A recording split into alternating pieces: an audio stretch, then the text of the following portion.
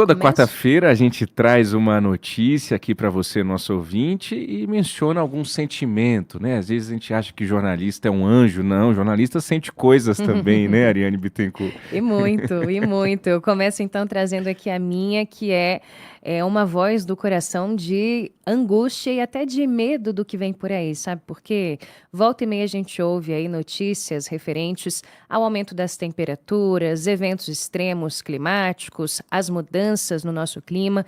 E aí, durante o carnaval, São Paulo viveu no último domingo agora o dia mais quente de 2025 até o momento, com os termômetros chegando a 34,7 graus e superando o recorde anterior de 34 graus do dia 17 de fevereiro.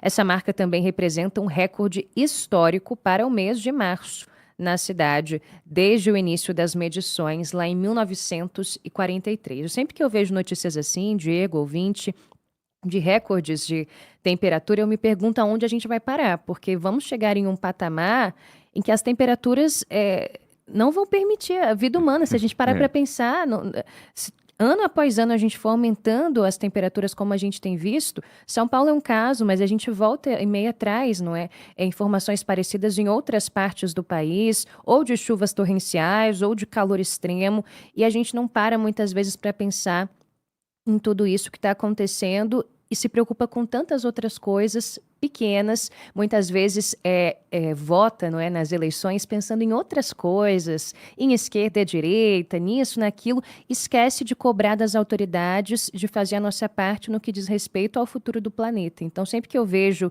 notícias assim, me vem um sentimento de angústia e de medo muito grande, especialmente pensando nas nossas próximas gerações, Eu Diego. compartilho com você, Ariane Bittencourt, desse sentimento de angústia, de aflição, né? Eu me recordo que na época da pandemia da Covid-19, eu comentava com as pessoas mais próximas que eu estava assustadíssimo, como todos nós, sem Claro. dúvida, mas que as mudanças climáticas me assustavam ainda mais do que uma eventual pandemia. A minha voz que vem do coração, Ari, é mais política, é mais dura aqui, que é em relação ao seguinte: eu vi nesse carnaval uma notícia de que o PSD, partido do Gilberto Kassab, está querendo lançar como pré-candidato ao Planalto o governador do Paraná, Ratinho Júnior. Ou seja, é mais um nome que é colocado aí nesta reta que a gente começa a ver, a enxergar para as eleições presidenciais de 2026. E o meu sentimento que eu tenho, toda vez que eu vejo assim um nome sendo lançado, é lá vamos nós de novo, né, numa tentativa de quebrar polarização. Foi assim em 2022, foi assim em 2018. E eu fico um pouco, às vezes, agoniado, e o sentimento também é de agonia, Ari, quando a gente escuta tanta gente dizendo só tem dois nomes no Brasil, só existem duas possibilidades, a gente não tem muita opção de escolha. Isso é algo que a gente vai repetindo e vai replicando sem pensar muito. Existem sim muitos nomes na política brasileira. Sim. Eu sei que o Brasil é um país gigante, eu já comentei isso aqui em outras oportunidades, como é difícil você ganhar uma eleição majoritária no Brasil.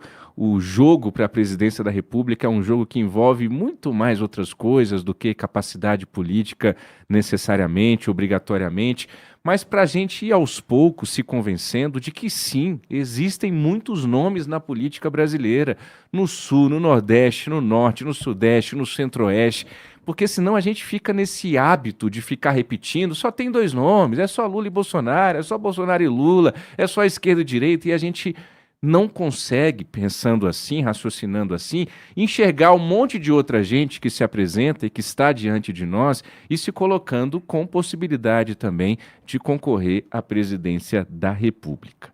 77.